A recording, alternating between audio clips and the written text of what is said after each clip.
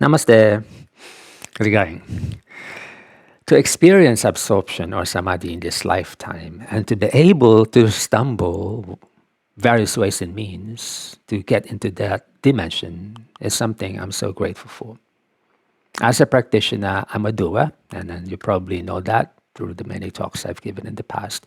And I will stumble upon a sensation or experience. I will grow and explore that because that's my nature. Yeah. And later to find out that there's actually a discipline attached to that particular method I'm doing spontaneously, involuntarily. Right? And then from my personal experience, I could attest to the power of these four methods, or disciplines I'm about to share with you, which at first they may seem not related, but in deeper analysis, they coexist. So amidst the many disciplines out there teaching yeah, how to attain a particular state of consciousness or enlightenment, they all end up in one direction. Good. Therefore, they really coexist. And there's always this relationship between and amongst them. Okay. The first method is something which is probably the most physical. It's actually the most physical. Sorting out the practical issues of our existence, the inertia, and this involves the body, hatha yoga. Okay. The body, to begin with, is blocked. Yeah, that's our original sin. Yeah, because of the senses blocking. Yeah, the purity. Yeah, which is in front of us all along. So by loosening the inertia and dissolving the blockages hindering the body, we can awaken the subtle compositions, and this involve, of course, the bandhas, the chakras, those things, the nadis. And in Hatha Yoga, we focus on two important channels, the right, the Pingala, that's the Ha, and the left, the Ida, the lunar energy, the Tha of the Hatha.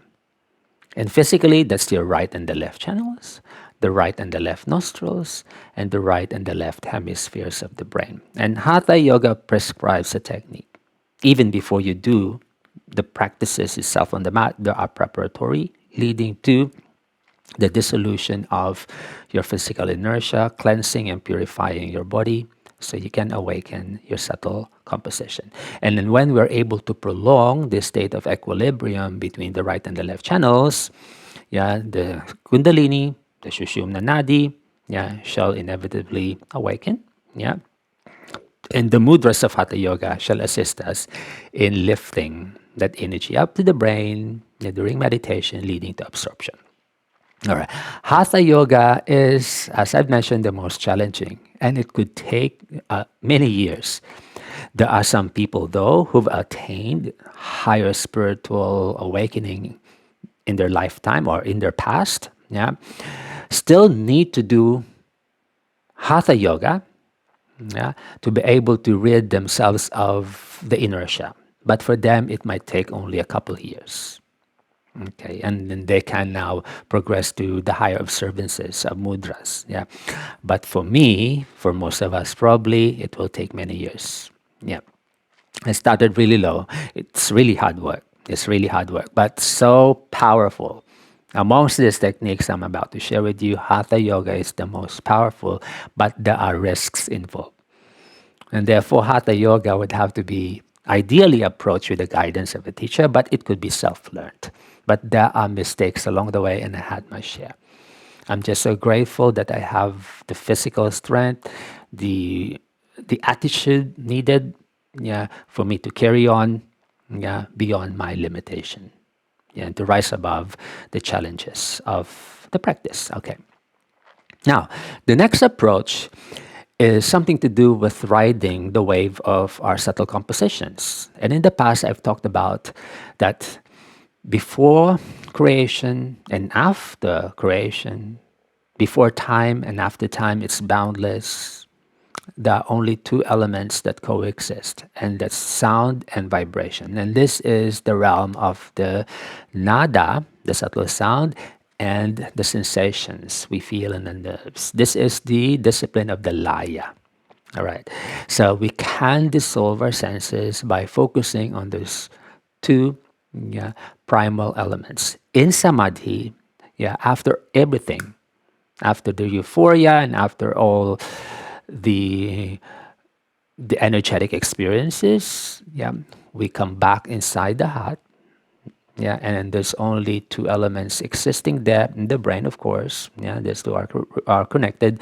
You can only hear the sound of the never-ending Om, but not the Om as we say it in the mantra, but so deep and profound.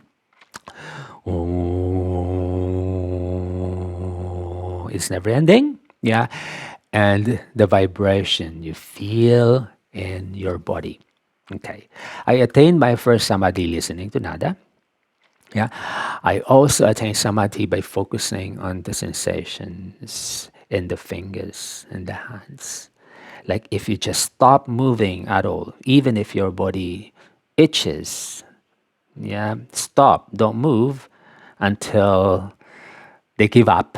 Yeah, the distractions of the senses give up, and the subtle composition, the electricity shall resurface, and you focus on them, and that could dissolve the brain, that could dissolve the mind, and your inner composition, your subtle body shall resurface quickly, and that could lead to absorption. Okay. Good. Next, yeah, is something which may not be related to the other ones I will that I've shared with you, and the last one that I will be talking about. But in deeper analysis, it's actually part of it. Okay, mantra. Okay, by using our own vibration, our vocal cords, as well as the power of the mind. So mantra could be practiced two ways. One is aloud by chanting, and one is internal by saying it inside the mind. So it's a combination of prana and the mind. Okay. So mantra is just more than saying it actually. There's a system like you, well, before I knew about the mantra, I've been doing this already. If I just say the mantra without me breathing through it, it's powerless. It's just mechanical. There's a way of saying it. And even the breath would have to perfectly match, yeah, the mantra that you're about to say. Something like that. Okay. But I could give you like two general mantras, which are actually common. Yeah. One is the Soham. Yeah. So you're going to breathe in. Soham. Or, yeah, inhaling and mentally say it as you exhale. Okay. Yeah. I've experienced samadhi doing the recitation of the Soham. Actually, there was one point that I was teaching it, yeah, in a class setup, and I experienced the absorption. All right. Another mantra is this, the Om. Okay.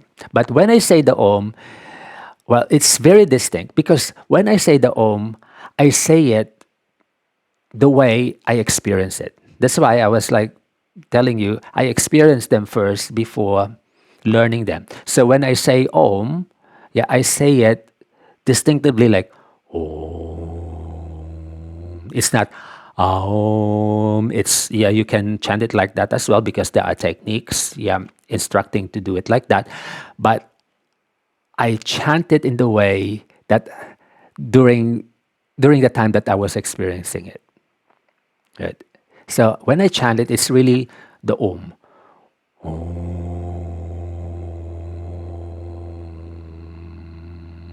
And it's not loud. It's really so, I say, not quiet, but deep and profound.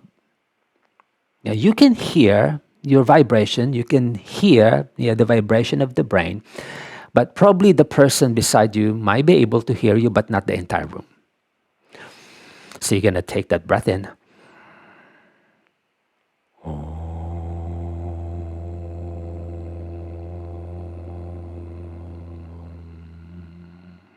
then you're going to release whatever remaining air inside, like a gentle sigh. And then you inspire the breath again.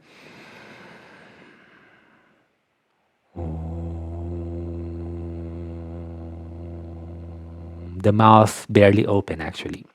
Yeah, it's like you contain the vibration inside your mouth. Good. The reason why I say that it's related to Hatha Yoga is because there's a technique in Hatha Yoga that can be practiced and give you the same effect. It's the Brahmari Pranayama, where you close the orifices of your head, yeah, and mostly it's your ears, and then you're going to inspire the breath in. And then while you close the flap of your ears, you hum it.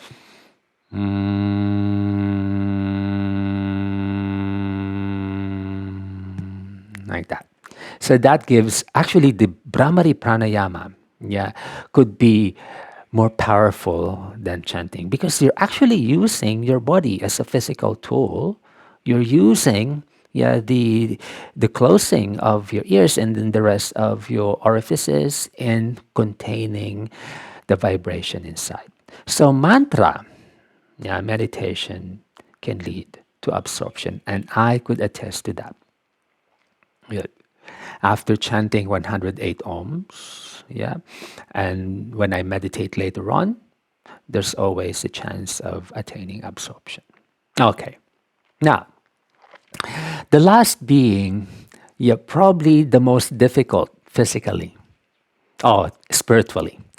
If Hatha Yoga is the most challenging physically and practically, this one is the most challenging spiritually, mentally, because it involves how we live our life. Good. And this is the path of the Raha Yoga. All right. Raha Yoga, in summary, is the moderation of our sensorial pleasures. Okay. So it's just more than Brahmacharya, really, but I will talk about Brahmacharya later on. Raha Yoga requires a certain mindset and attitude and nature. And this is cultivated even before you practice yoga. It's your upbringing, actually. It's your nature. It's your psyche. Because this involves, aside from preserving our energy, the ethical and the moral guidelines of our existence. Okay. Yeah. By moderating the sensorial pleasures, because really, yeah, the senses kill us, and I've talked about this. The senses deplete our energy. So yes, you might call Raha Yoga as a spiritual practice, but it's actually energetic. That's why I mentioned that they're actually related. Okay, now knowing better, the senses deplete our energy. The senses consume the soma in the brain. Yeah. So practically, the senses cause our demise. So when the senses are not too involved in our lives, and this involves what? Moderation of our pleasures. Yeah. We preserve the energy contained in the brain.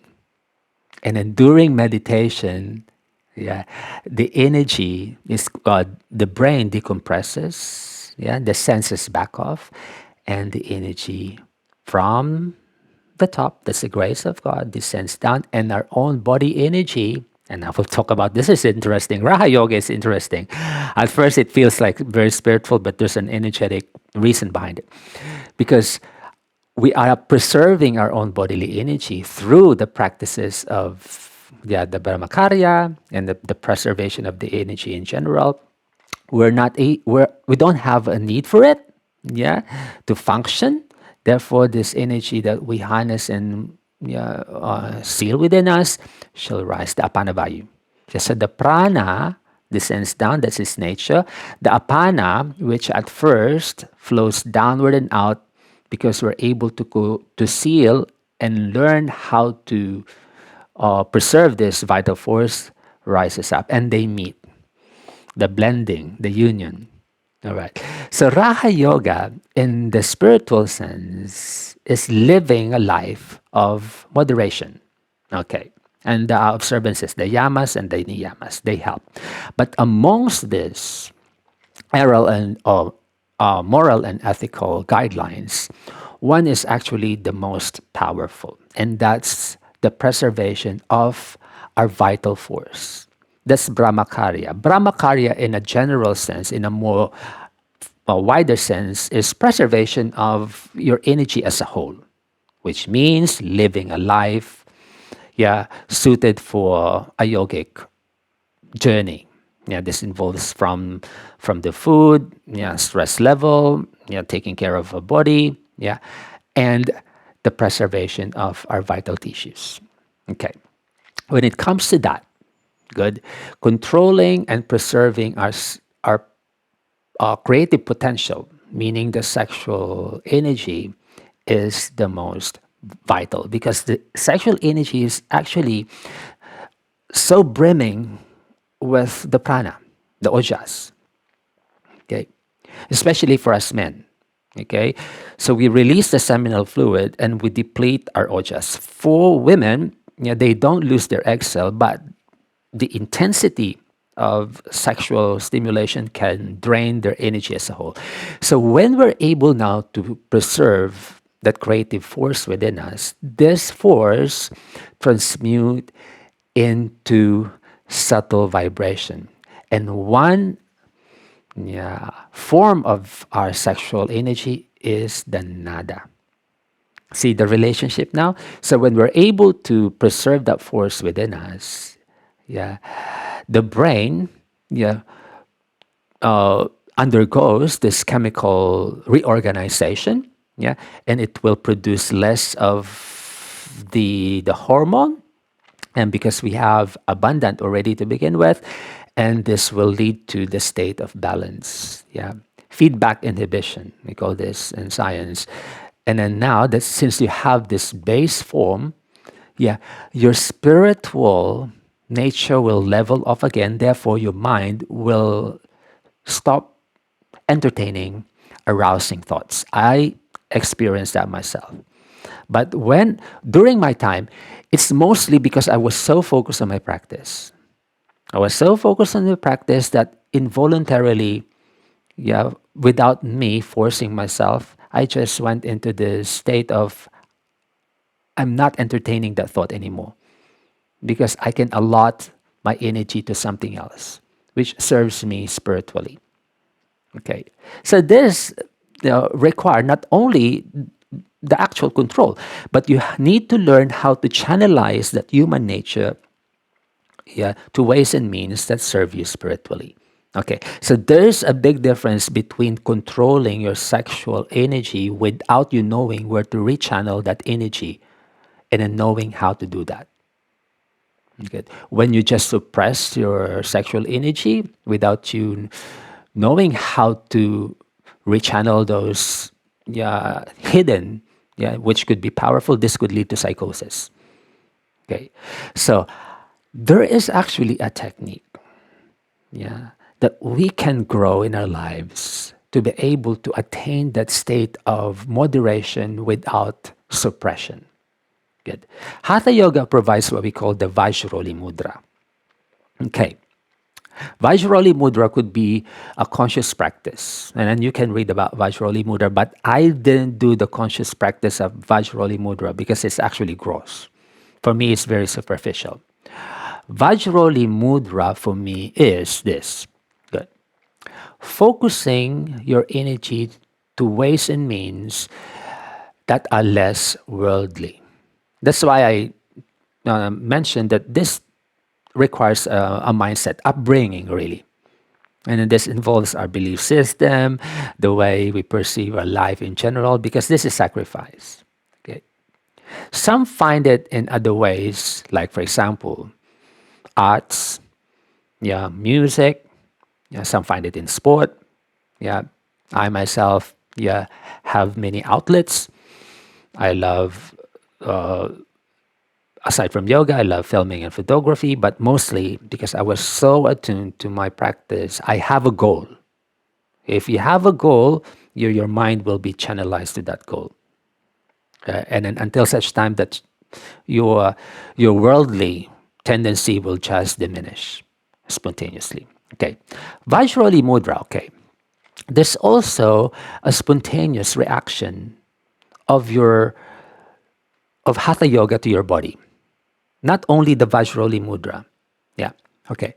So when your bandhas are strong to assist you, when you're able to feel now the origin of your subtle compositions, you can still express your sexual pleasure, but without losing the essence of the soma. Yes, for us men, we release our seminal fluid. Yes, it contains the soma, it contains the ojas, but we know how to do that internal physical adjustment, the physical control, that even if you lose your seminal fluid, you maintain and preserve the essence.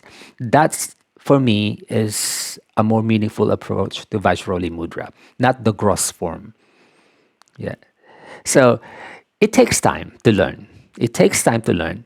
And it is another topic altogether. But when you express your sexual gratification, yes, you consummate, you release that seminal fluid, but it's not as potent as when you do it before. Because now you know how to retain the vital force within. And there is really like a distinct characteristic when it happens. All right. So yes, so those are the four ways. Yeah, sort out the body. Yeah, hatha yoga, mantra meditation. Yeah, the nada and the vibration, the laya, and the raha yoga.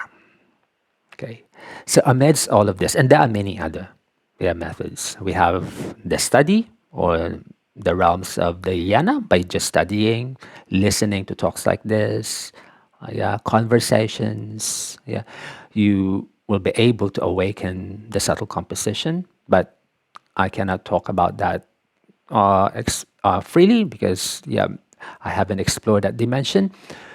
Bhakti as well, yeah, prayer, yeah, singing, yeah, devotion to higher spiritual beings. Yes, I've encountered people.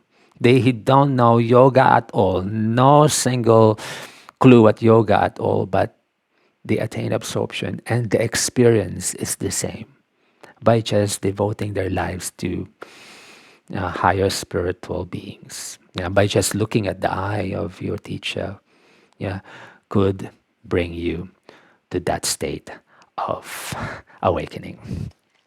Thank you. Hope this helps, and I see you in the next lesson. Yeah, namaste. Bye bye.